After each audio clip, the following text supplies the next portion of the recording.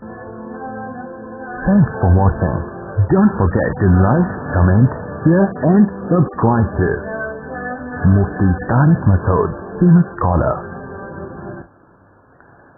الحمدللہ نحمده ونصلي على رسوله الكريم اما بعد فاعوذ بالله من الشيطان الرجيم بسم الله الرحمن الرحيم ام نجعل المسلمين كالمجرمين ما لكم كيف تحكمون ام لكم كتاب فيه تدرسون ان لكم فيه لما تخيرون سورہ قلم کی ان آیات پر بیان چل رہا ہے کہ کیا ہم فرما برداروں کو مجرموں جیسا بنا دیں گے. تو میں نے اس پر یہ بیان کیا تھا کہ اگر حساب و کتاب نہیں ہے، قیامت نہیں آئے گی، تو اس کا مطلب یہ ہوا کہ مرنے کے بعد سب بولو ختم، اور مرنے کے بعد سب فنش کا مطلب یہ کہ اچھے کام کرنے والا اور برا کرنے والا دونوں برابر. اس کا مطلب ایسا ہی ہے، بس جو مرضی کرو. تو اللہ نے اسی پہ کہا ما لکم، تمہیں کیا ہو گیا، کیف تحکمون، تم کیسی باتیں کر رہے ہو. یعنی ایک آدمی اچھا عمل کرے اور ایک برا عمل کرے، دونوں کا انجام سیم ہو. ما لکم، تمہیں کیا ہو گیا. کیسا انداز ہے قرآن مجید. ام لکم کتاب فیہ تدرسون، اللہ فرماتے ہیں کوئی کتاب ہے جس میں تم نے یہ باتیں پڑھی ہیں بھائی. ام لکم کتاب، تمہارے پاس کوئی، وہ جو کہا تھا نا یہ تو کسی کتاب میں نہیں لکھا ہے یہ تو کسی کتاب میں نہیں لکھا. تو اللہ نے بھی یہی فرمایا کہ یہ تو کسی کتاب میں نہیں لکھا کہ مرنے کے بعد کیا ہو جاؤ گے، فنش، ختم. ام لکم کتاب فیہ تدرسون، کیا تمہارے پاس کوئی بک ہے جس میں یہ لکھا ہوا ہو ان لکم فیہ لما تخیرون. اصل میں دو نظریے تھے، دو، اور آج بھی یہ دونوں ہی نظریے ہیں. ایک نظریہ تو یہ تھا کہ مرنے کے بعد کوئی حساب و کتاب سرے سے ہے ہی نہیں. نبی صلی اللہ علیہ وسلم جب دنیا میں آئے تو اس کے ماننے والے بھی بہت تھے، اس نظریے کے کہ مر گئے تو مٹی ہو کے سب ختم. اصل میں دیکھو کیا بات سے بات نکلتی ہے. میں تو یوٹیوب پہ سنتا رہتا ہوں نا، جب ٹائم ملتا ہے تو فیس بک پہ بھی دیکھتا ہوں کہ موبائل پہ آ رہے ہوتے ہیں مختلف مذہبی خطیبوں کی تقریریں، چند ایک کو چھوڑ کر، سوائے قصے کہانیوں کے کچھ بھی نہیں ہے. ابھی کربلا کا سیزن چلے گا تو پورا اسلام کس میں ہوگا، کربلا میں. اگر یہ ہوتا نا کہ کربلا سے جو ہمیں اسباق ملتے ہیں ان پر پورے بیانات ہوتے تو بھی ٹھیک تھا، کیونکہ پریکٹیکل لائف جو ہماری عملی زندگی ہے اس کو ٹھیک کیا جا رہا ہے. اس کو ٹھیک کرنا بھی مقصد نہیں ہوتا. تبھی بہت سے لوگ نا مذہب سے پیچھے ہٹ رہے ہیں، دور ہو رہے ہیں کہ یار ان کی باتیں سنو، بیکار شخصیتوں کو مقصد بنا لیا ہے. یاد رکھو اسلام میں شخصیتیں مقصد نہیں ہوتی، مقصد صرف ایک ذات ہے، وہ کیا ہے، اللہ. نبی جو دنیا میں آئے وہ بھی اللہ سے ملانے کے لیے. نبی کا مقصد بھی کیا ہے، اللہ سے ملانا.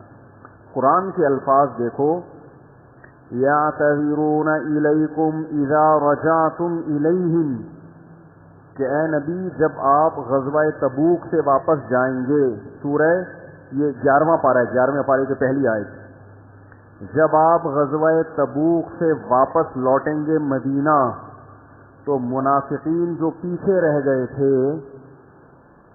وہ آئیں گے آپ کے پاس، عذر پیش کریں گے جھوٹے، لِتَرْضَوْا عَنْهُمْ تاکہ آپ ان سے خوش ہو جائیں، فَإِن تَرْضَوْا عَنْهُمْ اگر آپ ان سے خوش ہو بھی گئے، فَإِنَّ اللَّهَ لَا يَرْضَىٰ عَنِ الْقَوْمِ الْفَاسِقِينَ اللہ ایسے نالائقوں سے خوش نہیں ہوتا۔ یہاں کیا نقطہ مل رہا ہے کہ نبی کی خوشی بذات خود مقصود نہیں ہے اگر اس میں اللہ کی رضا نہیں ہے، تو اگر اس میں کے پیچھے اللہ کی رضا کا جذبہ کار فرما نہیں ہے تو قرآن کہہ رہا ہے کہ اے نبی آپ خوش ہو بھی گئے نا تو اس خوشی کا شرعاً اعتبار نہیں ہے، کیونکہ اس خوشی کے پیچھے اللہ کی خوشی مقصود نہیں ہے۔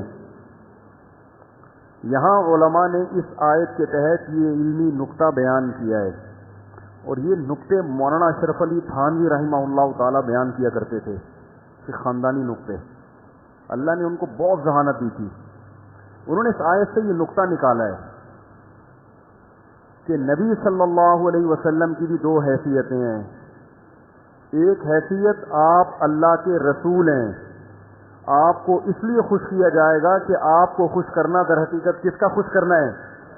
اللہ کا، اور آپ کی ایک حیثیت یہ ہے کہ آپ بشر ہیں، انسان ہیں۔ تو فرمایا کہ پہلی حیثیت سے نبی کو خوش کرنا یہ مقصود ہے، جیسے کوئی سفیر آئے نا آپ کے پاس کسی ملک کا، آپ کا وہ ماموں بھی لگتا ہے اور وہ امریکہ کا سفیر بھی ہے، اتفاق سے آپ کے ماموں کیا بن گئے امریکہ میں؟ مثال دینے میں گورنمنٹ کی طرف سے میں بار بار کہتا ہوں کوئی پابندی نہیں ہے۔ اب وہ جب ایئرپورٹ پہ ملنے کے لیے آ رہا ہے آپ سے، آپ گئے پروٹوکول کے لیے اور خوب چائے پلا رہے ہیں، لڈو کھلا رہے ہیں، یہ امریکہ بڑا خوش کہ میرے سفیر کو اتنی عزت دی جا رہی ہے، تو آپ امریکہ سے کہتے ہیں بھائی میرے ماموں ہیں اس لیے میں ان کو اتنی عزت دے رہا ہوں۔ امریکہ خوش ہوگا اس سے؟ بولتے کیوں نہیں بھائی؟ ابے بھائی تم پچھلے ہفتے بھی آ گئے تھے یار۔ امریکہ خوش ہوگا اس سے؟ بولو نا، جاؤ شاباش وہاں جا کے چلو چلو چلو چلو، چپ کر کے بیٹھنا۔ امریکہ خوش ہوگا؟ وہ کہے گا آپ اس حیثیت سے ان کو عزت دے رہے ہیں کہ یہ آپ کے کیا ہیں؟ ماموں ہیں، یا آپ کے چاچو ہیں، یا آپ کے کچھ بھی ہیں۔ امریکہ کہے گا اگر اس حیثیت سے عزت دے رہے ہو کہ یہ میرے کیا ہیں؟ سفیر، تو پھر جتنا پروٹوکول دیں گے یہ حقیقت میں اس کو نہیں ہوگا بلکہ ملک کو ہوگا، کنٹری کو ہوگا۔ یار ہمارے سفیر کی عزت، سفیر کی بے عزتی کس کی بے عزتی سمجھی جاتی ہے؟ اس کنٹری کی۔ اگر پاکستان کے سفیر کو کوئی ملک ذلت کے ساتھ نکال دے تو فوراً گورنمنٹ حرکت میں آئے گی نا؟ آئے نہ آئے لیکن آنا تو چاہیے نا۔ ہمارے ہاں تو رکشے الٹے چل رہے ہیں، گورنمنٹ حرکت میں نہیں آ رہی۔ بھی بارشیں ہوئی ہیں نا، رکشے سارے کیا چل رہے ہیں؟ الٹے، گورنمنٹ حرکت میں نہیں آ رہی۔ تو نبی صلی اللہ علیہ وسلم کی ایک حیثیت آپ بشر تھے، آپ انسان تھے، آپ ہاشمی قریشی، اس حیثیت سے بھی آپ کا بڑا مقام ہے، کیونکہ سب سے اعلیٰ نسب میں اللہ نے آپ کو پیدا کیا، عرب میں پیدا کیا، ابراہیم علیہ السلام کی اولاد میں پیدا کیا، اس حیثیت سے بھی آپ کا ایک مقام۔ لیکن جو آپ صلی اللہ علیہ وسلم کی رضا جو مقصد ہے وہ اس حیثیت سے نہیں، بلکہ وہ اس حیثیت سے آپ کو راضی کرنا کہ آپ اللہ کے کیا ہیں؟ سفیر ہیں۔ تو اس میں پہلے اللہ ہوگا، بعد میں رسول۔ بھائی امریکہ کے سفیر کو یا سعودیہ کے سفیر کو اگر آپ عزت دے رہے ہو تو سعودیہ کو سامنے رکھ کے دو گے نا۔ ایک مثال ہے، سعودی عرب نے اپنا سفیر بھیجا، آپ کو پتا چلا بھائی سعودی عرب کا سفیر ہے، گلے مل رہے ہیں، بڑا پروٹوکول، سعودی عرب نے فوراً اعلان کر دیا بھائی یہ میرا سفیر نہیں ہے۔ فوراً آپ کیا کرو گے؟ بھائی معذرت چاہتا ہوں، پتلی گلی سے نکلیں۔ فوراً رویہ چینج ہو جائے گا نا، فوراً چینج ہو جائے گا رویہ آپ کا۔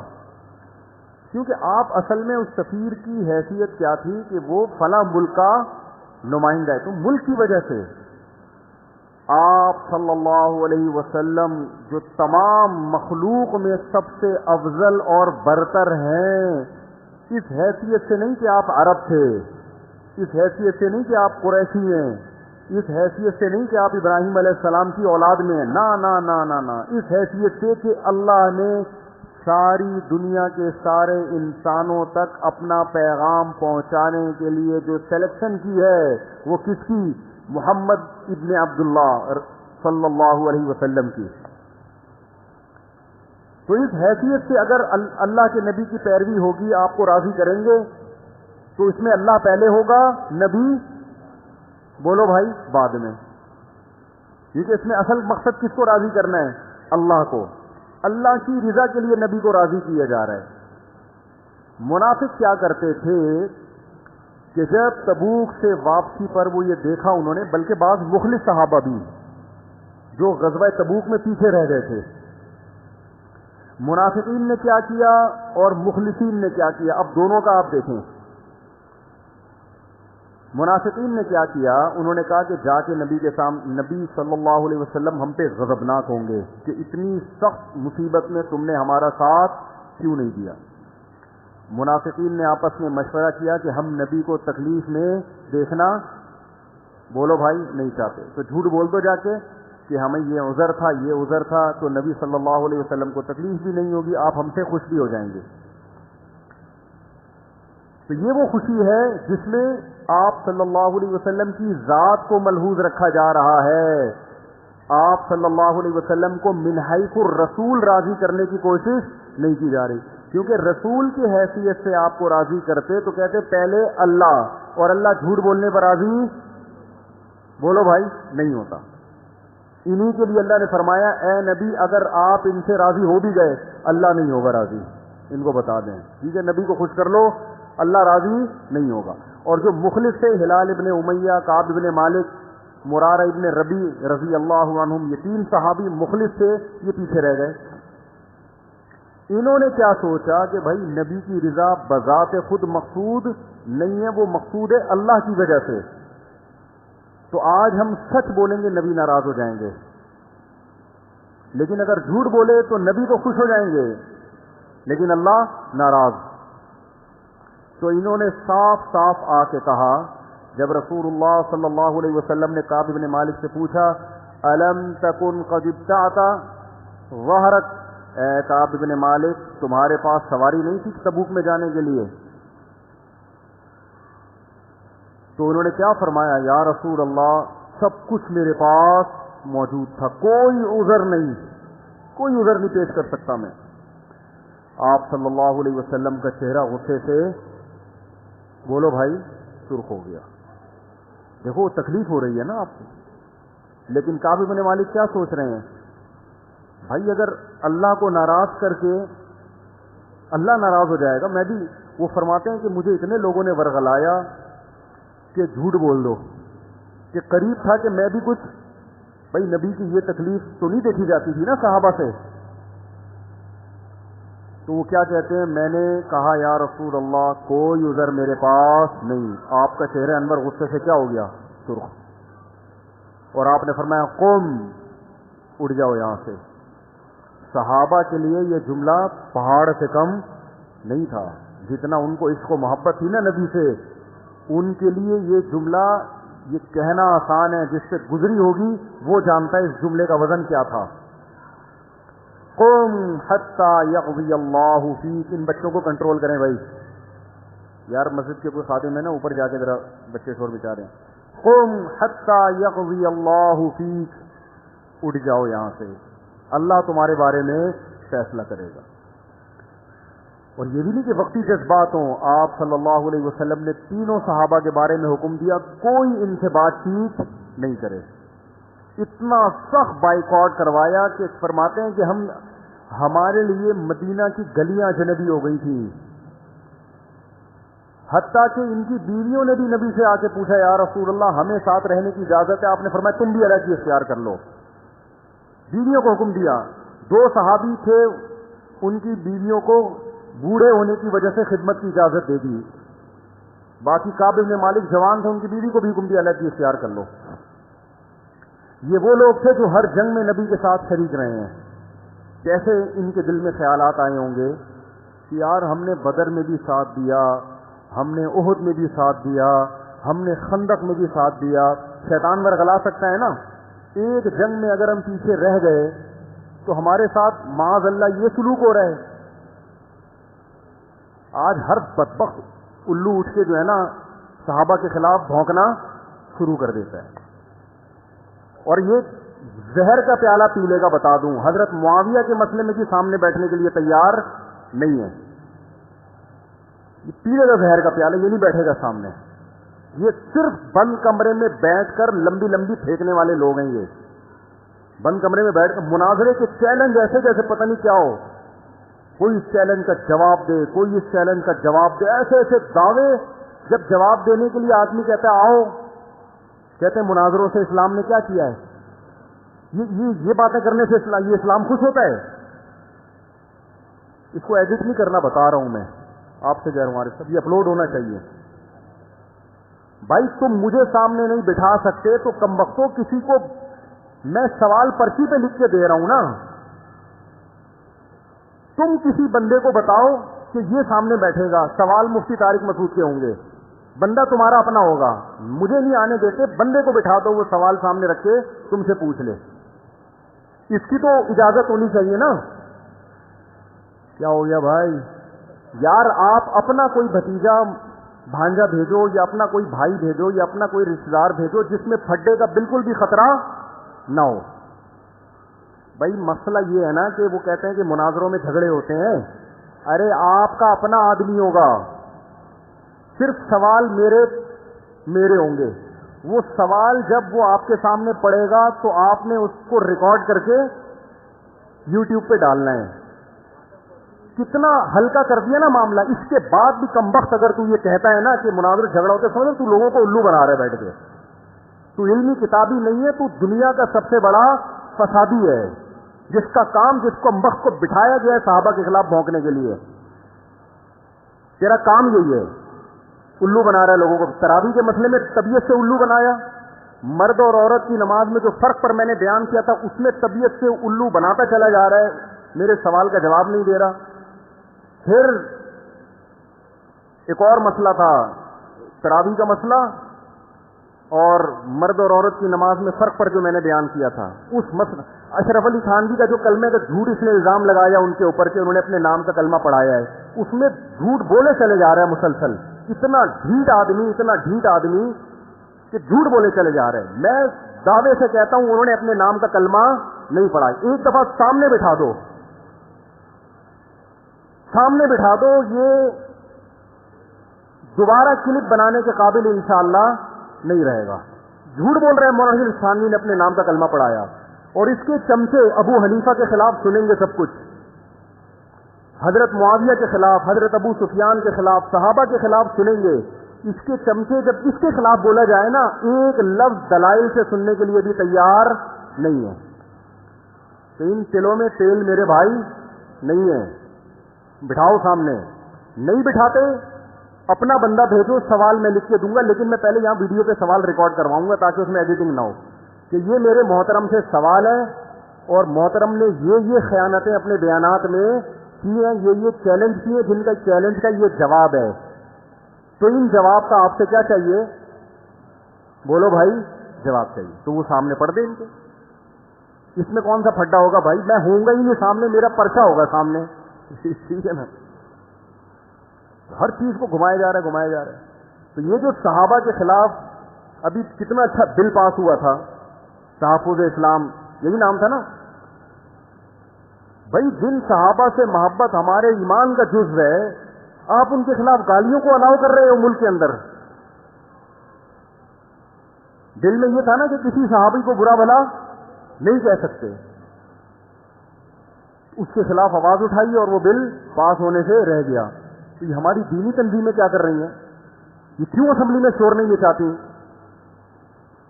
सब चुपचाप बैठे हुए, 2-4 इश्यूज हैं जिस पे बस भेड़ बकरियों की तरह आवाम साथ देती है तो उसके सब साथ हो जाते हैं। تو جو کرنے کے کام ہے کوئی اس کی طرف توجہ بولو بھائی نہیں دے رہا. تو کہاں سے کہاں بات چلی گئی ہے. جب صحابہ کے بارے میں ہم پڑھتے ہیں سنتے ہیں نا تو پھر ظاہر ہے کیا قربانیاں ان لوگوں کی بھائی. تو کعب ابن مالک رضی اللہ تعالی عنہ غزوہ احد میں بھی شریک رہے, غزوہ خندق میں بھی. وہ کہہ سکتے تھے میں سب میں شریک رہا تو میرا ایسا بائیکاٹ کہ مجھے کہا جا رہا ہے مجلس سے اٹھ کے چلے جاؤ. ہم جیسے نالائق ہوتے تو کیا حال ہوتا ہمارا. ذرا ذرا سی بات پہ کیسے ہم لال پیلے ہو جاتے ہیں. وہ چلے گئے اٹھ کے. کیوں؟ اس لیے کہ وہ نبی کی ذات کو نہیں دیکھ رہے. بھائی کسی سے ذاتی جب مسئلہ ہو, کسی سے ذاتی محبت ہو, ذات کا مسئلہ ہو تو وہ اتنا برداشت بولتے کیوں نہیں کرتا. باس کو برداشت نہیں کرتے لوگ. وہ یہ دیکھ رہے ہیں کہ یہ اللہ کے کیا ہیں, نمائندے ہیں. بھائی جب اللہ کسی بات کا یہ جو کہہ رہے ہیں نا چلے جاؤ, تو یہ نہیں کہہ رہے. کون کہہ رہا ہے؟ اللہ کہہ رہا ہے. یہاں اکڑ دکھانا یہ اللہ کے سامنے اکڑ دکھانا ہے جس نے ہمیں پیدا کیا. تو صحابہ جو رسول اللہ صلی اللہ علیہ وسلم کو دیکھتے تھے وہ اس حیثیت سے کہ آپ محمد ابن عبداللہ نہیں ہیں, آپ سید الانبیاء اور رسول اللہ ہیں. کتنی قربانیاں, لیکن نبی نے حکم دیا بیوی کو بھی الگ ہو جاؤ. اکیلے فرماتے ہیں کعب ابن مالک میں 40 دن اس حال میں رہا ہوں کہ قرآن نے میری کیفیت کو بیان کیا. ضاقت علیہم الارض بما رحبت, زمین اپنی کشادگی کے باوجود کیا ہو گئی, تنگ ہو گئی. ایسی زمین ہو گئی. فرماتے ہیں کہ میں سلام کرتا تو کوئی میرے سلام کا جواب نہیں دیتا.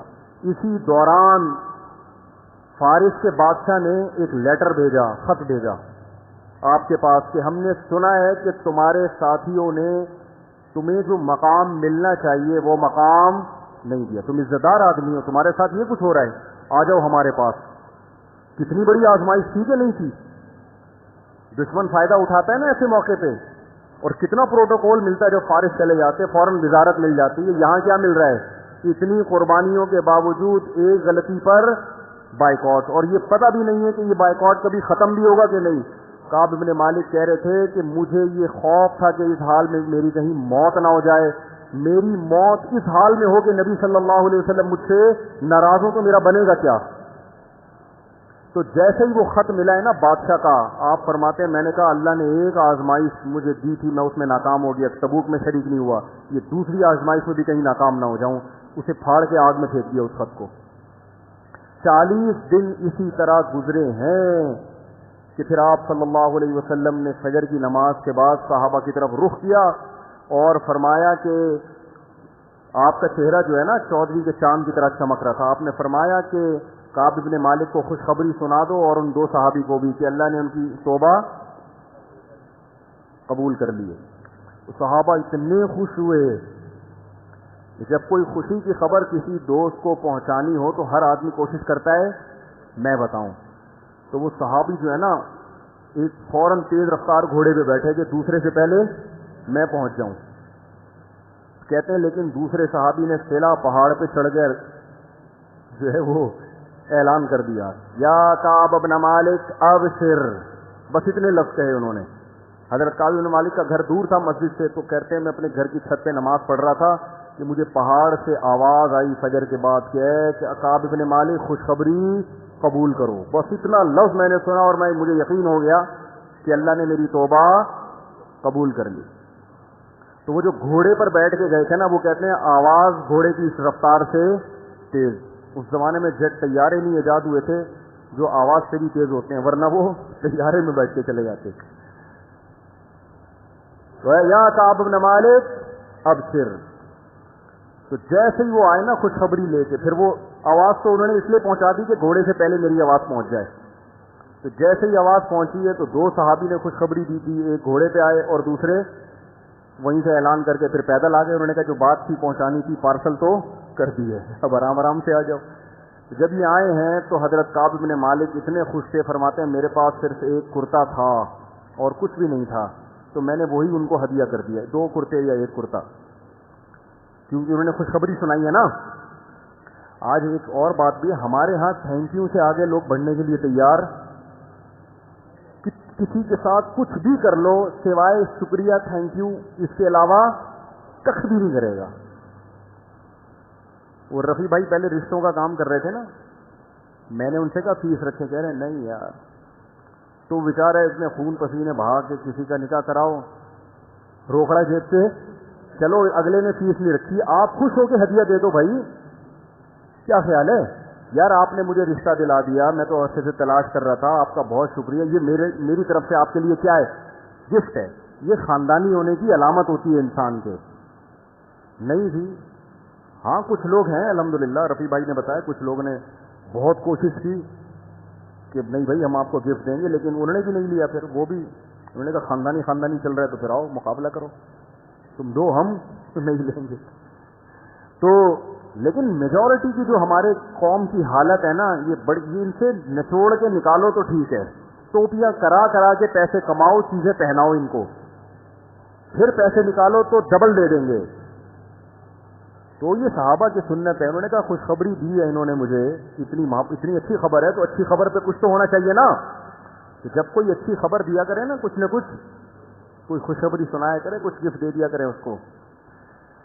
تو کہتے میں خیر مسجد میں آیا تو میں نے دیکھا کہ استنار وجہہ کأن وجہہ قطعۃ قمر, آپ کا چہرہ ایسے چمک رہا تھا جیسے چاند کا ٹکڑا. اور بشارت کے الفاظ جو نبی کی زبان سے نکلے اس وقت, یا کعب بن مالک ابشر بخیر یوم مر علیک منذ ولدتک امک. کیا مزہ آیا ہوگا حضرت کعب بن مالک کو یہ سن کے.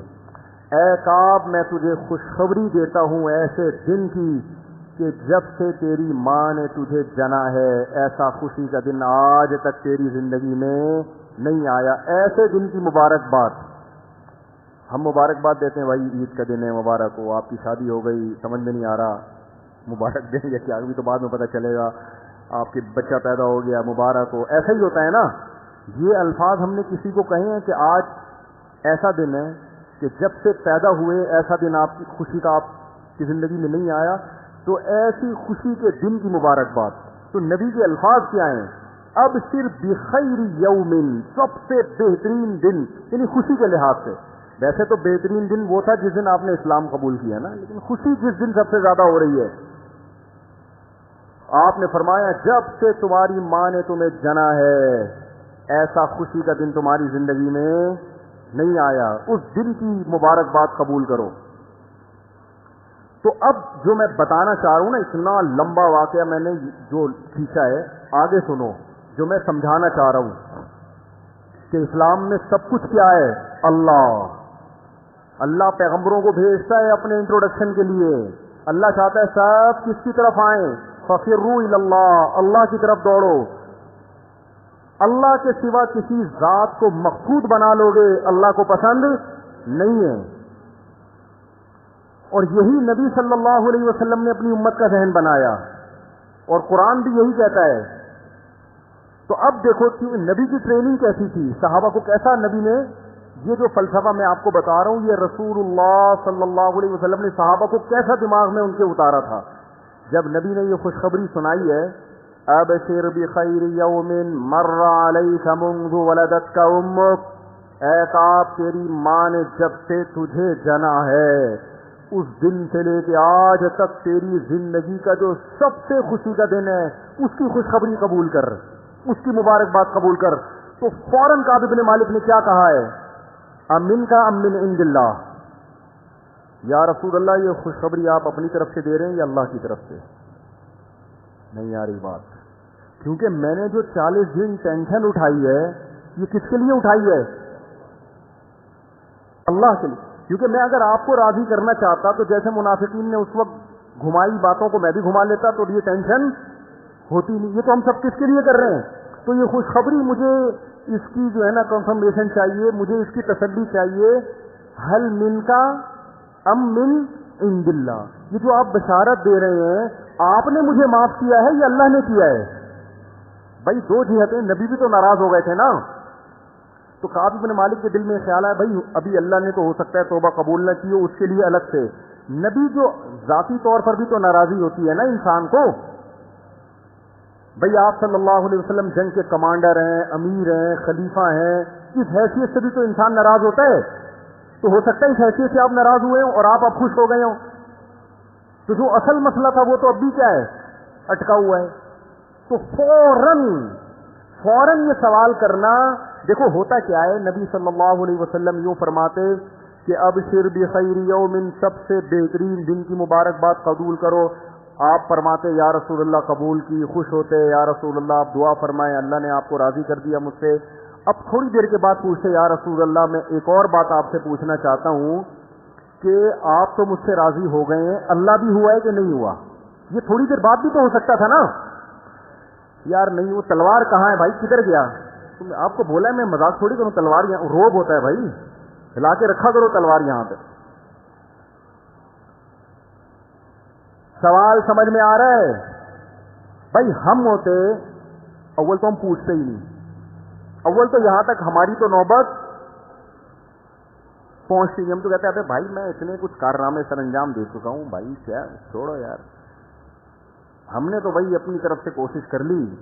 جیسے آج ہوتا ہے نا، اس لیے میں کہتا ہوں جو ابا کو راضی ہے نا، جو لوگ کہتے ہیں ابا یوں ہیں تو ابا اب میرا میٹر گھوم گیا ہے. اور بھائی ابا کو جو خوش کرنا ہے اس لیے نہیں کہ آپ کے ابا ہیں، اس لیے کہ ان کو خوش کرنے کا حکم کس نے دیا ہے؟ اللہ نے. جب اللہ سامنے ہوتا ہے نا تو پھر انسان بڑوں کے سامنے نخرے نہیں کرتا. کہ باس سے لڑو بھائی، آپ نے کمپنی کے لیے بہت کچھ خدمات کی، ایک دفعہ آپ کی سے غلطی ہو گئی، باس نے کہا بھائی نکل یہاں سے، میں تیرا بائیکاٹ کروں گا. آپ چلو جاؤ، اڑے تمہارے باپ کا تھوڑی کھاتے ہیں، تنخواہ لیتے ہیں، اچھا لگتا ہے، خدا میں آپ کو ایوارڈ دوں گا. یہ غیرت مند ہونے کی کیا ہے؟ کیونکہ باس کو جو خوش کر رہے ہو اللہ کے لیے تھوڑی. باس کو بھائی پیسوں کے لیے خوش کرتا ہے آدمی، یار باس سے بنا کے رکھو، تنخواہ ٹائم پہ ملے گی، اور فری پھوکٹ میں تھوڑی.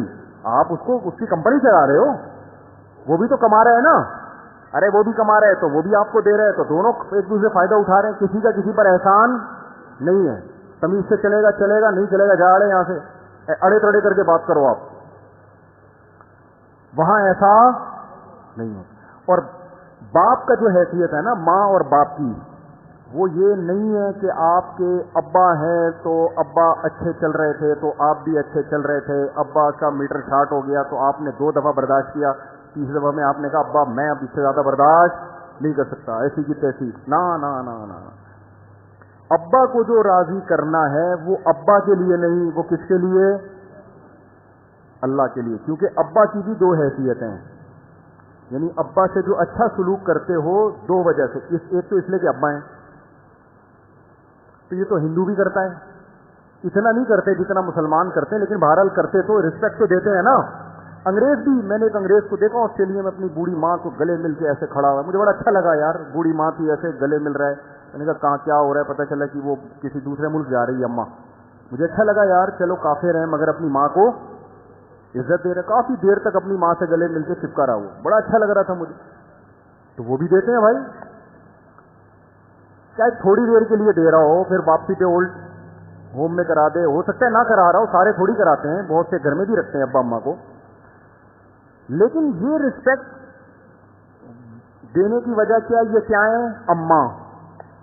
ہم جو ماں باپ کو عزت دیتے ہیں بھائی، یہ غلط فہمی دماغ سے نکال دو. وہ اس لیے نہیں دے رہے کہ محض اس لیے کہ ابا ہیں اور یہ اماں ہیں، بلکہ اس لیے کہ اللہ نے فرمایا وَوَصَّيْنَا الْإِنسَانَ بِوَالِدَيْهِ. اللہ فرماتے ہیں تیرے باپ نے تجھے اپنی رسپیکٹ کا حکم نہیں دیا، میں نے حکم دیا تجھے کہ اپنے باپ کی عزت کر. اور حکم نہیں دیا، وصیت کی ہے جو حکم سے بڑھ کر چیز ہے. تو جب اللہ کی وجہ سے کسی کو عزت دی جاتی ہے تو پھر وہ کیفیت ہوتی ہے جو کس کی تھی؟ کعب بن مالک رضی اللہ عنہ کی تھی. بہت مشکل ہے بھائی، بات سمجھانا بہت مشکل ہو گیا. تو پھر سمجھ میں کیوں نہیں آ رہی؟ اتنا آسان ہے. تو رپورٹیں تو وہی آ رہی ہیں جو میرا بیان سن رہے ہیں، ان کی رپورٹیں بھی کوئی اتنی اچھی کہ بھئی چلو سن کے اتنے اچھے بن گئے کہ اب وہ ویسے کے ویسے ہی ہیں. تو رپورٹ جب تک نہیں آئے گی اس کا مطلب بیان سمجھ میں نہیں آ رہا. تو خیر، کعب بن مالک کو نبی نے کیا فرمایا؟ خوشخبری قبول کرو. تو ایسا لگتا ہے فوراً جب کہا نا من کا من امن عند اللہ، اس کا مطلب ان کے دماغ میں بس ایک چیز سوار ہو گئی تھی کہ کس کو راضی کرنا ہے؟ اللہ کو. اس لیے فوراً پوچھا یا رسول اللہ یہ خوشخبری آپ کی طرف سے ہے یا اللہ کی طرف سے؟ نبی نے فوراً جواب. نبی بھی غضبناک نہیں ہوئے. ہم پیر و مرشد ہوتے, ہائے ہائے تلوار آپ کے لیے نہیں کہہ رہا. پیر و مرشدین جو آج کل مارکیٹ میں ٹوپی ڈرامے چل رہے ہیں, روحانیت کے نام پہ جتنا مرضی بولو, مگر لوگوں نے جانا روحانی بابوں کے پاس ہی ہے اور طبیعت سے الو بنا رہے ہیں. یار کیا دیوبندی, کیا بریلوی, کیا اہل حدیث. اب تو اہل حدیث بھی اس میدان میں آ گئے, حالانکہ وہ نہیں تھے پہلے. وہ بھی رومال لال نہ ایسے جیسے مکہ کے کوئی مفتی اعظم بیٹھے ہوئے ہوں. میں نے سعودی عرب کا دیکھا روحانی ٹوپی ڈرامہ, سعودی عرب کا مکہ. میں نے کہا یہ عربوں کو کیا ہو گیا یار, یہ تو اچھے بندے تھے, یہ تو ان میں تو یہ ٹوپی ڈرامے تھے نہیں. دیکھا وہ جبہ شبہ پہن کے لال رومال اور خوبصورت, نہیں جیسے حرم ہے امام حرم بیٹھے ہوئے ہوں کوئی, یا ان کا چھوٹا بھائی بیٹھا ہوا ہو. میں نے کہا یار سعودی عرب میں بھی ٹوپی ڈرامے شروع ہو گئے. جب انہوں نے بولنا شروع کیا تو وہ پنجابی بول رہے تھے. میں نے کہا اسٹیشن کہاں کا ہے؟ پاکستان کا. میں ورنہ حلیے سے حیران ہو گیا, اور لوگ دھڑا دھڑ حلیے کو دیکھ کر کہ یار یہ تو توحید پرست, اور یہ تو مزاروں کے خلاف, اور یہ تو مکہ مدینہ. بھائی مکہ مدینہ میں بھی بڑے بڑے الو بیٹھے ہوئے ہیں. آپ کیا سمجھ رہے ہو؟ مکہ جانے پر کسی الو کے مکہ جانے پر پابندی ہے؟ کوئی بھی جا سکتا ہے. لوگ کہتے ہیں مکہ سے, مکہ میں بیٹھ کے بات کر رہے ہیں, مدینہ, اور پتہ نہیں مکہ میں بیٹھا ہوا بھی ہے کہ نہیں بیٹھا ہوا. دیکھو ہم یہاں انوائرمنٹ اگر بنانا چاہیں مکہ کا بنا سکتے ہیں کہ نہیں بنا سکتے؟ یہاں آپ کھجورے لا کے رکھ دیں الفلاحیہ مسجد میں, اور جبے کبے پہن لیں, تھوڑا سا عود کی خوشبو چھڑک دیں یہاں پہ, اور لال نیلی پیلی مخمل کی جو سعودیہ کا لک آ جائے تھوڑا سا, اور میں بھی لال رومال پہن کے جبہ پہن کے بیٹھ جاؤں, 2-4 دفعہ کھجور کا تذکرہ بھی کروں. جو عرب میں ہوتا ہے کھجور زیتون زیادہ آ رہا ہوتا ہے, ایک پیالے میں یہاں رکھ, ایک برتن میں کھجوریں ہوں, ادھر قہوہ ہو, اور ایک کیا کہتے ہیں گولڈن کلر کی کیتلی ہو. گولڈن کلر کی کیا ہو؟ عربوں کا یہی کلچر ہے نا, بڑی اسٹائلش قسم کی کیتلیاں ہوتی ہیں ان کی. وہ گولڈن کلر کی کیتلی ہو تو ہم بھی دیکھنے میں کیا لگیں گے. یہاں مکہ سے لائیو بیان ہو رہا ہے مفتی طارق مسعود صاحب کا, کوئی مشکل کام نہیں ہے. تو وہ یار لال رومال پہن کے وہ بھی الو بنا رہے ہیں روحانیت کے نام پہ. تو بڑا مسئلہ ہے یہ, لیکن میں اب اس لیے نہیں بیٹھ کہ ان کو بننے دو الو, ان کی قسمت میں یہ لکھا ہوا ہے بنو طبیعت سے. جو ان لاجیکل بات کرے گا لوگ اس کے فینز ہوتے ہیں, لاجک کی بات کرنے والے کے لوگ فین نہیں ہوتے, 2-4 ہی ہوتے ہیں. تو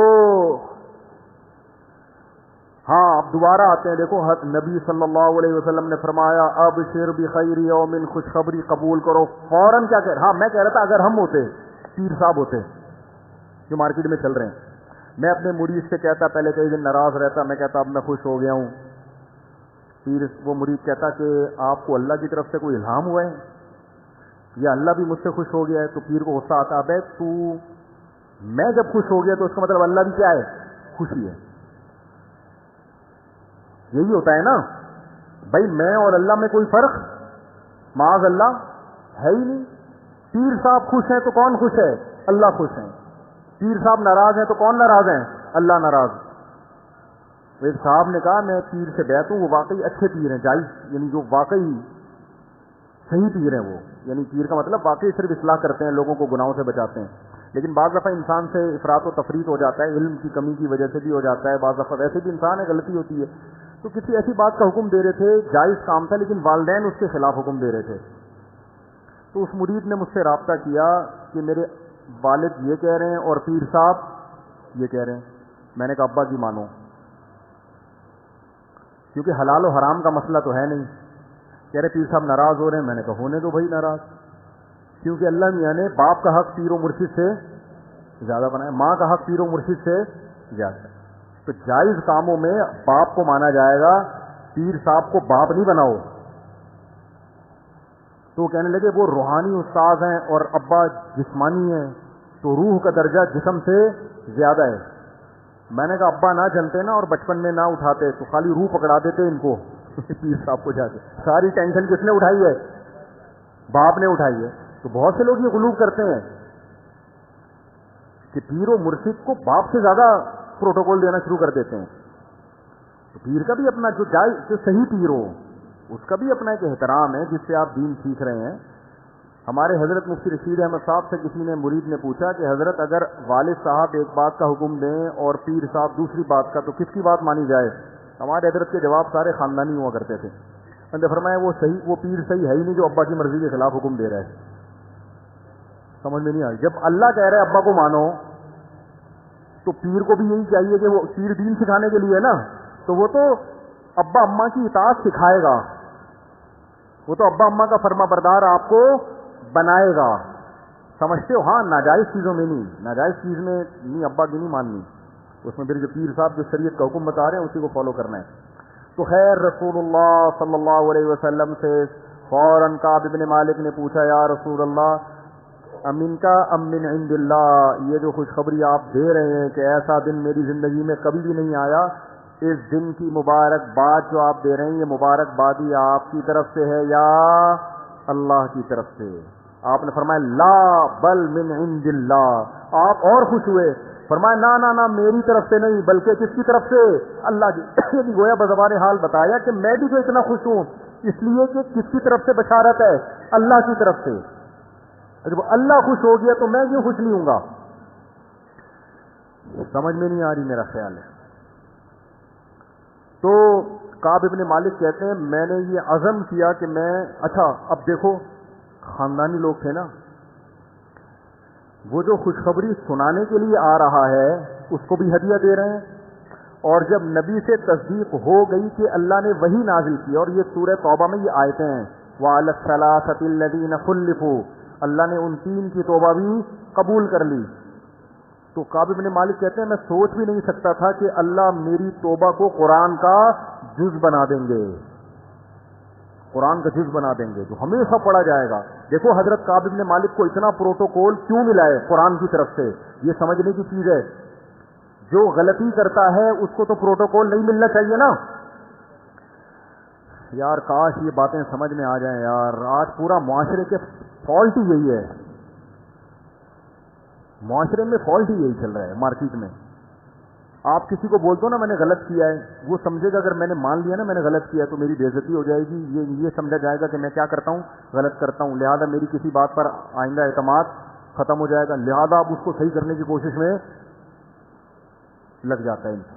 باس اپنے ملازم سے بول دے کہ تم نے غلط کیا, وہ مانے گا ہی نہیں, کیونکہ مان لیا تو مطلب کیا ہے, یار ہم تو پھر غلط آدمی, ہم تو غلط بھی کرتے ہیں.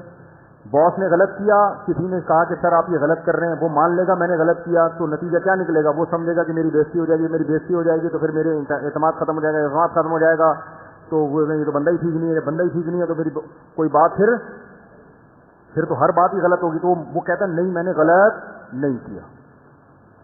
اور میاں بیوی کا تو صبح شام سیٹ اپ ہی یہی ہے. شوہر بیوی کو بولے تم نے غلط کیا, مان لے گی؟ ہو ہی نہیں سکتا. میں غلط, اور بیوی شوہر کو بولے تم نے غلط کیا ہے, وہ پہلے سے اعتراف کر کے بیٹھا ہوا ہوتا ہے میں نے کبھی صحیح بھی کیا ہے, یہی مطلب وہ بھی نہیں مانتا. پہلے میں نے صحیح کہا تھا, اب تھوڑا چینج کر رہا ہوں اپنا بیان, وہ بھی نہیں مانے گا. اور حقیقت ہے نہیں مانتے, چینج نہیں کر رہا, حقیقت بیان کر رہا ہوں, واقعی نہیں مانتے. ہمارے پاس کیس آتے رہتے ہیں نا, اپنی غلطی کم بخت کوئی سننے کے لیے تیار نہیں ہے, ماننا تو دور کی بات, ماننا تو دور کی بات. تو دیکھو یہاں حضرت کعب ابن مالک سے غلطی ہوئی, پروٹوکول اتنا ملا کہ قرآن میں ان کے لیے آیتیں اتر گئیں کہ تم 3 کی توبہ اللہ نے قبول کر لی ہے. ایسا اتنی عزت, 3 سارے جانتے تھے یہی 3 ہیں. کتنا خوش ہوئیں گے ہمیشہ تراویح میں قیامت تک ہمارا نام لیا جا, ہمارا تذکرہ ہوتا رہے گا ہمیشہ. کتنا خوش ہوئے ہوں گے وہ. یہ اتنا پروٹوکول غلطی کرنے کی وجہ سے نہیں ملا, غلطی تسلیم کرنے پر ملا ہے کہ غلطی کی جو سزا ہے اس کو کیا کیا جا رہا ہے, ایکسپٹ کیا جا رہا ہے, قبول کیا جا رہا ہے. اسی کو نبی صلی اللہ علیہ وسلم نے بیان کیا, یا بنی آدم کلکم خطاؤن, اے بنی آدم اللہ فرماتے ہیں تم میں سے ہر شخص غلطی کرتا ہے, وخیر الخطائین التوابون, سب سے بہتر غلطی کرنے والے وہ ہیں جو توبہ کر لیں. نہ تو آپ ایسے ہو سکتے ہیں کہ آپ سے کبھی غلطی نہ ہو. کتنے بڑے بڑے یوٹیوب پہ میں دعوے لوگوں کے سنتا ہوں, میں کہتا ہوں ان کو یار ہم کسی بڑے عالم سے اختلاف کرتے ہیں نا تو زبان لڑکھڑا رہی ہوتی ہے کہ کچھ عالم کی شان میں گستاخی نہ ہو جائے. اگلے سوچیں گے تو ہے کل کا بچہ, تو ہم سے اختلاف کر رہا ہے. آپ نے دیکھو کہ میں 10 دفعہ اس بات کو ریپیٹ, بھائی بعض علماء یہ کہتے ہیں, بلکہ ہمارے حضرت فرمایا کرتے تھے کسی بڑے عالم سے اختلاف کرنا ہو تو اپنا نام نہ لو, کسی دوسرے عالم کا نام لے کے کہو کہ وہ اختلاف کرتے ہیں اور ان کے یہ دلائل ہیں. اپنے آپ کو ایکسپوز کرنا نا کہ ان کی رائے یہ ہے, میری رائے یہ. بھائی ادب تمیز کہاں گیا, بھائی ادب کہاں گیا؟ آپ سے بڑے بڑے علامے موجود ہیں. دیکھو دنیا میں بھی ایسا ہوتا ہے, ایک ہارٹ اسپیشلسٹ بیٹھا ہوا ہے, ہارٹ کا سرجن بیٹھا ہوا ہے جو آغا خان میں بڑی اچھی پوسٹ پر ہے, بہت بڑے بڑے آپریشن کر لیے, 80 سال کا ہو گیا, بڑی بڑی ڈگریاں اس کے پاس, اور ایک MBBS 4 سال کیا ہوا. اب کوئی بندہ آتا ہے ہارٹ کے بارے میں پوچھتا ہے, یہ بول رہا ہے, یہ بولنا شروع کر دے, اس کو غصہ آئے گا نا. بھائی تو کل کا بچہ ہے, تیری تو سیکھنے کی عمر ہے, تو ہم سے پوچھ. تو ادب تمیز کا تقاضا یہ ہے کہ بڑا بیٹھا ہوا ہو تو چھوٹا کیا کرتا ہے, خاموش. سر جس خاندانی لوگ ہیں وہ کہتے ہیں بھائی سر سے پوچھیے آپ, بلکہ خود بھی انہی سے پوچھتا رہے گا. اور اگر دلائل سے ثابت ہو جائے کہ سر کی رائے اس بارے میں غلط ہے تو وہ کسی دوسرے بڑے ڈاکٹر کے کندھے پہ رکھ کے بندوق چلائے گا, اپنی رائے کسی بڑے کے سامنے پیش کرے گا. وہ بڑا بتائے گا کہ یہ ان کی رائے کیا ہے, صحیح ہے, تو انہی کے نام لے کے بیان کرے گا. ہر پاگل سے پاگل اٹھ کے بڑے بڑے علماء کے خلاف ایسے کلپ بنا رہا ہے, میری رائے میری رائے. وہ تو ہے کون یار, تیری رائے, تیری حیثیت کیا ہے؟ یہ تمیز مار کی ماں باپ سکھاتے ہیں بچپن میں یہ چیزیں, ایک دفعہ نہیں سکھائی نا تو بس گئے, پھر نہیں سیکھتا انسان. کوئی ہے وہ ادب ہی ختم ہو گیا بالکل. تو کیا بات چل رہی تھی؟ تو بھائی غلطی جو ہے نا, غلطی یہ ہوتی ہے سب سے, کوئی اتنا بڑا مسئلہ نہیں. آرام سے بھئی یہ آپ نے مفتی صاحب یہ غلطی کی ہے, یہ مفتی صاحب کو چاہیے آرام سے سنیں, اچھا اس پہ غور کرتے ہیں, چلو ٹھیک ہے اب اس کو ہم تھوڑا سا اگلے بیان میں صحیح کر دیں گے, ختم ہو گئی بات. نہیں آ رہی, کیا ہو گیا بھائی؟ تو اسی طرح گھر میں اگر بیوی آپ سے کہہ دیا کرے کہ دیکھیں آپ نے جو یہ کیا غلط کیا, سنو ایک دفعہ تسلی سے بیٹھ کے کہ غلط کہہ رہی ہے صحیح کہہ رہی ہے, ایک دم ٹیسٹ میں نہیں آ جایا کرو. جو ضرورت سے زیادہ غیرت مند بننے کی کوشش کرتا ہے نا بیوی, اس کو ایک دفعہ بتا دے تمہاری ماں نے یہ کہا, تلواریں نکال لے گا, اوے میری ماں کے خلاف زبان استعمال کر رہی ہے. بھائی تسلی سے سنو, آپ کی اماں سے بھی غلطی ہو سکتی ہے, ہو سکتی ہے. آرام سے جی بیگم فرمائی, اب وہ کتھا سنا رہی ہے آپ کی اماں نے یہ کیا, آپ کی اماں نے یوں کیا, آرام سے سن کے بھڑاس نکالنے دو اس کو. اچھا میں اس پہ سوچوں گا, سمجھ رہے ہو؟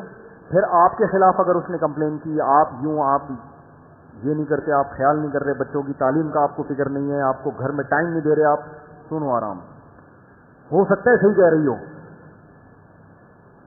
اور یہ مرض ان لوگوں میں زیادہ ہوتا ہے جن کو باہر عزت زیادہ مل رہی ہوتی ہے. ارے آپ کسی کمپنی میں آفیسر ہو نا, تو سارے امپلائی آپ کے دائیں بائیں گھوم رہے ہیں, آپ کو بڑا پروٹوکول دے رہے ہیں, عزت دے رہے ہیں, تو آپ کو یہ وہم ہو جاتا ہے کہ میں بہت اچھا ہوں. نہیں آ رہی بات سمجھ رہے ہو؟ خدا کی قسم اٹھا کر ایک بات کہوں نا تو غلط نہیں ہوگی, انسان کو تباہ تعریفیں کرتی ہیں, برائیاں نہیں کرتی. تعریف تباہ کرتی ہے. تعریف ایسی چیز ہے جب انسان اپنی تعریف سنتا ہے تو خوش فہمی میں آتا ہے کہ واقعی ایسا ہی ہے جیسا لوگ کہہ رہے ہیں. جھوٹ تو ویسے بھی کسی اور کے بارے میں بھی سنو 3-4 دفعہ تو یقین ہونے لگتا ہے, اور اپنے بارے میں تو پہلی دفعہ میں بھی سنو نا حالانکہ یقین ہوگا کہ یہ جھوٹ بول رہا ہے. میری زندگی میں ایک آدمی ایسا ملا ہے جس کی کسی نے جھوٹی تعریف کی تھی اور اس نے کہا یہ آفیسر جھوٹ بول رہا ہے. وہ ایک پیر کے پاس گیا, وہ بڑا ہوشیار لڑکا ہے. پیر کے پاس گئے کسی روحانی ٹوپی ڈرامے کے پاس نا, روحانی کے ساتھ ٹوپی ڈرامہ کا لفظ اٹیچ کر دیں ہمیشہ کے لیے. جیسے ہوتا ہے نا حضرت دامت برکاتہم, حضرت ہم پیغمبروں کے ساتھ علیہ السلام لگاتے ہیں, حضرت موسیٰ علیہ السلام صحابہ کے ساتھ رضی اللہ عنہ لازمی حصہ ہے نا. کیا ہو گیا بھائی, فلاں رضی اللہ عنہ, فلاں علیہ السلام. تو اسی طرح روحانی جب آئے گا تو ٹوپی ڈرامہ. یہ رضی اللہ عنہ جیسے ہم نے صحابہ کے ساتھ لگا دیا، پیغمبروں کے ساتھ کیا لگا دیا علیہ السلام، بزرگوں کے ساتھ دامت برکاتہم، تو روحانیوں کے ساتھ جب بھی بیان کیا کرے مفتی صاحب ایک روحانی پیر ہے ٹوپی ڈرامہ، یہ ایسے جیسے ایک فرض تھا جو آپ سے رہ گیا ان کو بالکل وہ کریں، کیونکہ ان کی بہت زیادہ عزت ہو رہی ہے معاشرے میں، اور جو جھوٹ عزت ہے، الو بنانے پر کسی کو عزت ملتی ہے؟ لیکن الو بنا کے لوگ عزت، چوروں کو لوگ چور سمجھتے ہیں، پڑھے لکھے لوگ نہیں جاتے، ان روحانی ٹوپی ڈراموں میں عاشقان رسول جا رہے ہیں، جو اسلام سے محبت کرنے والے ہیں وہ ان سے متاثر ہوتے ہیں۔ دیکھو چور سے تو چور متاثر ہوگا، اسمگلر سے اسمگلر متاثر ہوگا، لیکن دیندار لوگ تو متاثر نہیں ہوتے نا۔ لیکن جو روحانی ٹوپی ڈرامے ہیں نا، ان کے پیچھے کون جاتا ہے؟ تبلیغ والے جائیں گے ان کے پیچھے۔ ہاں، جتنا زیادہ تبلیغ میں وقت لگا ہوگا اتنا زیادہ الو بنانا اس کو آسان ہے روحانی ٹوپی ڈرامے کے لیے۔ دامت برکاتہم کو میں نے ٹوپی ڈرامہ کر دیا، روحانی کے ساتھ دامت، کوئی روحانی سے بولے ہمیں ٹوپی ڈرامہ کیوں کر رہے ہیں؟ ہمارے یہاں دامت برکاتہم کا ایک فارم یہ بھی ہے ٹھیک ہے نا، یہ اس کی دوسری فارم ہے۔ تو یہ تبلیغ والوں کو بیوقوف بناتے ہیں، یہ عاشقان رسول کو جو نبی سے عشق کرتے ہیں نا، ان کو یہ لوگ بیوقوف بناتے ہیں نبی کا نام استعمال کر کے اور اس طرح کی باتیں کر کے۔ تو خیر بات کیا چل رہی تھی؟ صرف انگلی رہ جاتی ہے، میں مضمون بھول جاتا ہوں۔ ہیں